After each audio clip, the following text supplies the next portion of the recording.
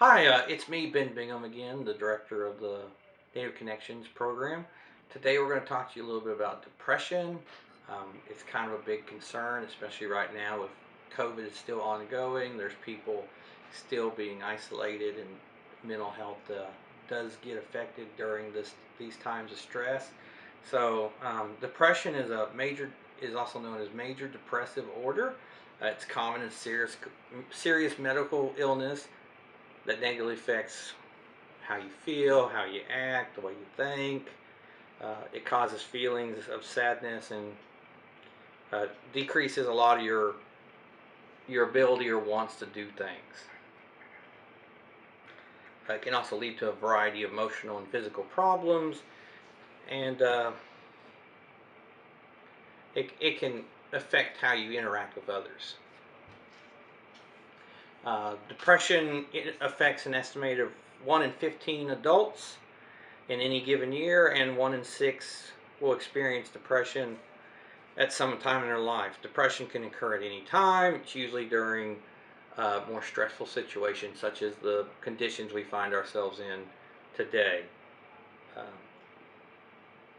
it generally appears in late teens to mid 20s, and studies show that women are more likely to experience depression than men. Um, some studies have shown that 1/3 of women will experience a major depressive episode in their lifetime. Symptoms can range from mild to more severe. They can include, as I've stated, feeling sad, having depressed mood, a loss of interest in things that make you happy or activities that you enjoy. Could decrease your appetite. Um, it could cause you to lose weight, or it could even cause you to eat more, gaining weight. You could have trouble with your sleeping schedule, and just general loss of energy, or really being fatigued and not wanting to do anything. It could affect the way you feel about yourself, or make it harder for you to think on daily tasks. And then the more severe, you could be thinking of harming yourself, or committing suicide. Which, if you're having those feelings, you should reach out to someone and seek help. Nobody wants to see that happen. Generally, for it to be classified as depression, the symptoms have to last 2 weeks, and it must be a change in your general behavior. Depression's really a difficult subject, as it's not just one thing that can cause it. There's multiple things that can lead to someone developing depression, such as your family history. If other people in your family has been diagnosed with suffering from depression at some point, it can pass on through the family. Uh, Chronic illnesses or health issues can lead to depression. Mostly just being stressed out, dealing with those can lead to you having trouble. Certain medication, drugs, or alcohol can also cause depression, as a lot of those do affect the way your brain works. Um, some people, just the way they are, generally will lead to a little bit more risk of developing depression. There's also life events could happen, losing your job, perhaps a really bad breakup, being stressed at work can cause depression. Definitely isolation, which we've seen a spike in it since COVID has started and they mandated the lockdowns. Um, Being diagnosed with a severe illness, being unemployed for a long time, or grieving a loved one. While negative life events can affect it, it doesn't always cause it. Often it's about how you deal with it. Your difficult situations is what can lead to depression. So if you're really down all the time, and uh, you are, but you don't do something that you might enjoy, or maybe go take a walk somewhere, you can actually feed your body to cause depression if you're out for it. Um, you know, my program is here to help you. We have a counselor, Brandon McCombs, You can reach out if you would like to talk to him. We'll be sure to have our number posted up. Our number is listed in the shooting star if you would like to reach out that way. You will be kept confidential. If you need more immediate help, there's always 1-800-622-HELP, which is 4357. Once again, if you want to be a little more at home, we have Brandon McCombs, the tribal counselor for my program, and he can be reached at 918-314-4761. I hope this video helps you. I hope you're all doing well, and I'll see you next time. Goodbye. Hello everyone, it's me, Ben Bingham, the project director for the Native Connections program.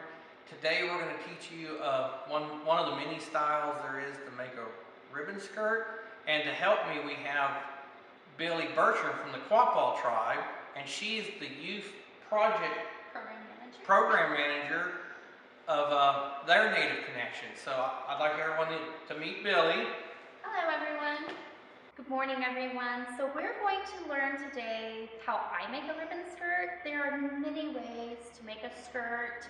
There are many different beliefs about ribbon skirts and how they should look, or what stitches you should use. So prior to starting, make sure you reach out to a family member or one of your elders and learn about your tribe's beliefs relating to ribbon skirts. But today, like I said, this is just how I make mine. It works for me, and we all kind of have our own way. What you're going to want to use is a cotton or broadcloth fabric. I usually get 2 to 3 yards to start with. This is, I believe, 42 inches or wider. That's a good width to begin with because we're going to wrap it around us. So this is just several yards of it, which is going to be too much, as you can tell. So to measure my fabric, I do it kind of weird. Some people measure, but I pull it around behind me. Whoop, and I get an end in each hand. And yes, it will look like this when you do it. It's always kind of messy. And we're going to take a step out, just a comfortable step, and I measure it right over my foot. Here we go. And then that is where I will make my cut. Find it. So I will make a cut here at the top. And then you can either cut straight down using a yardstick with a rotary cutter, which is very easy, or you can just rip it, and it's going to rip straight for you, okay? And make sure you remember which piece was your skirt and which piece was your leftover, or you might end up in a mess. So in our next section, we will cover how to do, or our next step, sorry, how to do our ribbons. But you're going to want to press this. You've already washed it before you started, and you're going to want to press it and get all those creases from the bolt out before you move to the next step of doing your ribbons. So our next step is to measure our ribbons and to decide where to place them on our fabric. So how I do that is I lay my fabric flat out on a table. That way I can measure my ribbon to the length I want it.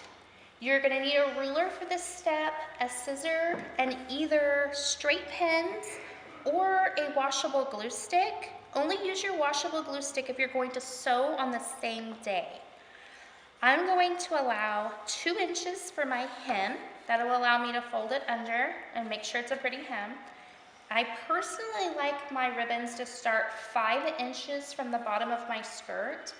Again, that is completely up to you and how you would like your skirt to look. So I'm going to measure 7 inches from the bottom of the fabric, and I'm going to place my ribbon along the top of my ruler. To make sure your ribbon's straight, you're going to do that at several points down the line. If you've ever assisted with sheetrock, it's kind of the same theory. You mark a few steps and then you snap your chalk line. Same idea. So we'll measure every so far to make sure that our ribbon is in a straight line. And then I cut mine just a little over the edge to allow myself some room in case I end up with a pucker or what have you. And you're going to do that with all of your ribbons. On this skirt, I am choosing to use 3 rows of ribbon in 2 different colors. You can choose your ribbons however you like. I picked these because I liked the way they looked against the fabric. Some people pick colors for a specific reason. If I was making a dress for powwow, I will frequently use our tribal colors, which are red, yellow, and blue when I make a skirt in my ribbons. So maybe if I was making a purple skirt, it would have red, yellow, blue with purple on the outside. Again, that's completely up to you. And you can also make your decision on how you want your ribbons to lay. You can leave a gap between them. You can touch your ribbons together. That is a personal decision. That is up to you. And then you just want to make sure if you do a gap that you keep the same distance all the way across your fabric so that it is even. If you're using straight pins, you're going to pin at the end and then every so far, I would say 4 to 6 inches. We'll be using a glue stick today because I'll be sewing the same day, and this is going to wash out whenever I put it through the wash. So you'll just tack your glue stick, a little spot of it, add your ribbon, and do that ever so far to hold them in place. So I am going to cut all my ribbons and get them attached, and then we will show you our next step. In our next step, we are going to attach our ribbons to our skirt. We've got them attached to with our temporary, either our glue or our pins. I am using a zigzag stitch because that's what I'm comfortable with. Make sure you check in your sewing machine's book to see which needles work best for your cotton and your satin fabric. Different needles work for different types of fabrics. So what I'm going to do is make sure that I'm keeping my ribbon right in that center little space of my presser foot so that I can sew as closely to the edge as possible. And I'm using a zigzag stitch. I will do the top or each edge of each ribbon. If your ribbons are touching, it's a little quicker because you just go right down the middle. This is how we'll do that. And make sure that you are using with your bulk of your fabric outside of your machine and not trying to go through the arm on that. You also don't want to run over any pins because you'll bend your needle and you'll have to start all over with your machine.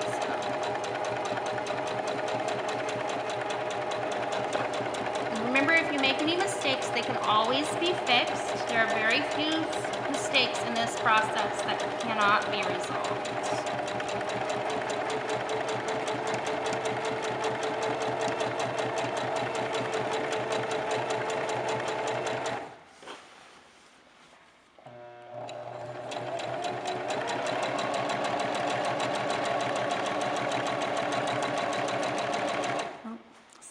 I went too far to the middle. I wasn't paying close enough attention to where I needed to be, but I can fix that.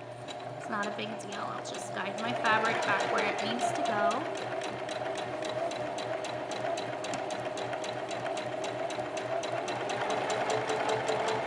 You don't want to pull it through, you just want to guide it through. If you're pulling, you're going to mess up your stitches and your ribbons.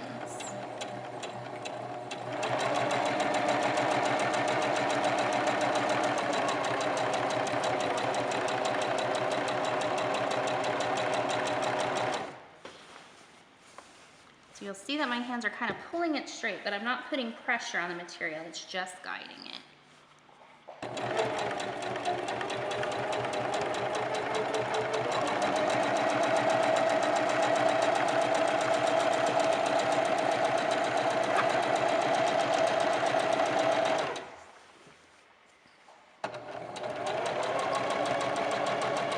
It's very much something, the more you practice, the better you get at it.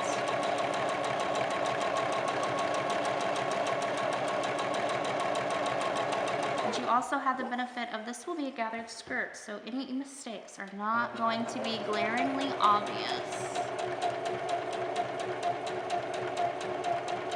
Keep in mind that many of our tribes have a belief that every project should have at least one mistake because we are not perfect as human beings. So usually I have a lot more than one mistake, but that's okay.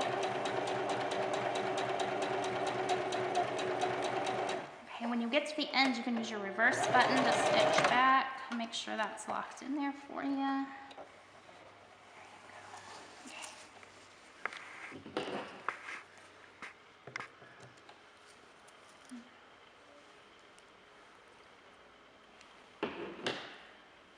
will do the same thing for all of our ribbons. Our next step after we've got our ribbons stitched down is that we are going to turn under the casing for our waistband. You can get different thicknesses of elastic. Purchase whatever is comfortable for you. Normally 3/4 to an inch makes a good waistband. This one happens to be just over, I think it's about 1.25 inches. So we are going to fold our waistband down enough that it will cover it.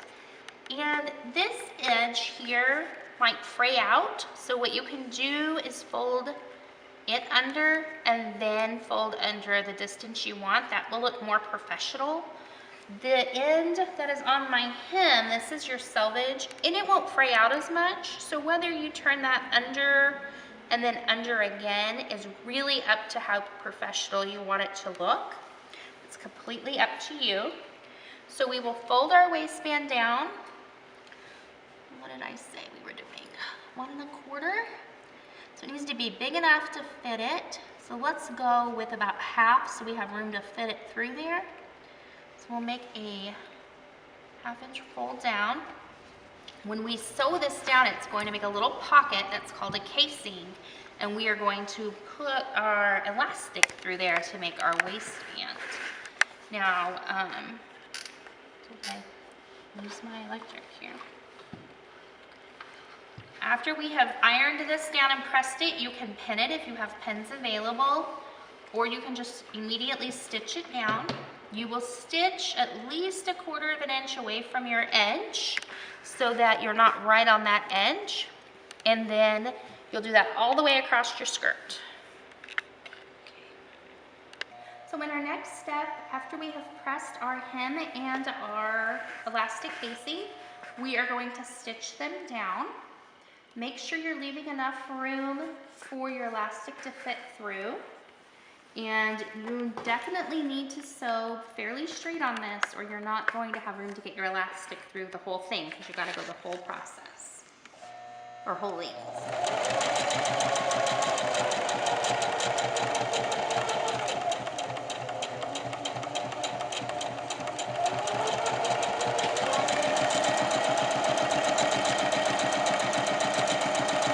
I did not tuck mine under to make it look pretty, like I probably should have, but that's okay. So I'm just following where my selvage meets the print of my fabric. I'm keeping that in that little gap there. And that should be right. If not, you'll see me struggle with it when I try to put my elastic in.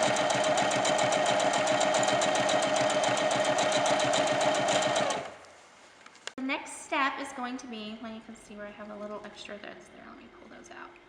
I just caught my tail and had to fix that. Okay, so we are going to do our side seam now. I start by lining up my ribbons. If your ribbons don't perfectly line up, you can wiggle them around until they do, or you can choose to leave them as they are. Usually if there's just a little, 1/4 inch space, you can get them to wiggle around to where they need to be. And then you'll line up from there. Once your ribbons are lined up, you'll line up your bottom, and we'll sew all the way to our waistband.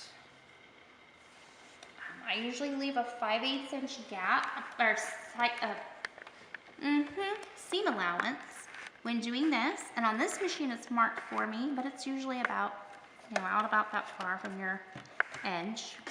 So we'll start at the bottom, and I'm going to keep an eye to make sure my ribbons stay lined up, because that's what we usually are most concerned about, is how those look on the side. We don't want them to line up, be 1/2 inch off or something from each other.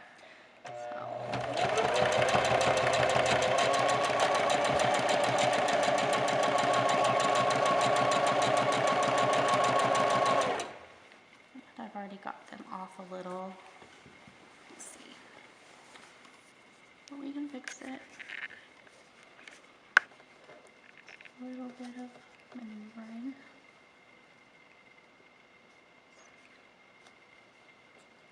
Okay. And that one. Okay. A little bit off isn't a horrible thing. It's gonna be alright. Okay. So I will finish this up into my waistband, and then we will show you how to thread through your elastic and you will be completed. So our next step is to put our elastic into our casing, but first we have to measure it. The easiest way to do that is to just wrap it around you where you're going to wear your skirt. I wear mine at my natural waist, so up here. And then I usually take about 1 inch off to allow for just the way it fits. So I pull it around, match it up, and we'll just cut it. Well, we might cut it. There we go. Okay. And then we will put a safety pin through one end of it, and we will slowly push it through our casing until we have pulled one end out of the other side of our waistband. Do not let your elastic go or you're going to be fishing for it within your skirt, and that can take a while to find. But what you'll do, and I don't have a safety pin, this will work. It might work.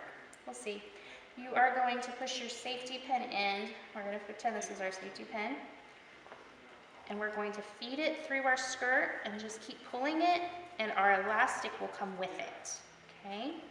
So what you'll do is you'll put your safety pin in and you will close it around your elastic and just wiggle it through, holding on to this end until you get all the way back around to here, and then we will pin them together so we can sew them.